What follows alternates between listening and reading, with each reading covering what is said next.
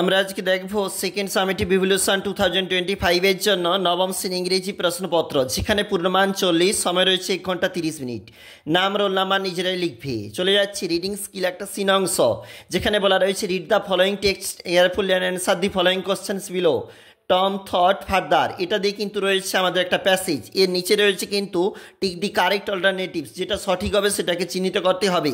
এর জন্য রয়েছে 1:4, রয়েছে অ্যান্সার দি ফলোয়িং কোশ্চেন্স, বলা রয়েছে অবশ্যই গিভেন বিলো 2:2, 2 নাম্বার করে রয়েছে এই প্রশ্নে, যেখানে তোমাকে ফিল আপ করতে হবে। চলে যাচ্ছে আমরা পরবর্তী যে পেজটা আমাদের রয়েছে, আমাদের পরবর্তী পেজ দেখো, যেটা পরবর্তী পেজ, এবং এখানে রয়েছে রিড দ্য পোয়েম একটা অংশ, এবং রয়েছে টিক দি কারেক্ট অল্টারনেটিভস 1:2 বলা রয়েছে, complete the following sentences with the information from the text বা পোয়েম, এবং এখানে বলেছে 2 নাম্বার।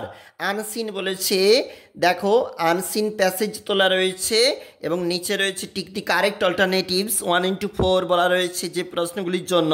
রয়েছে বিয়ের দাগে information from the text passage, যেখানে কিন্তু 1:4।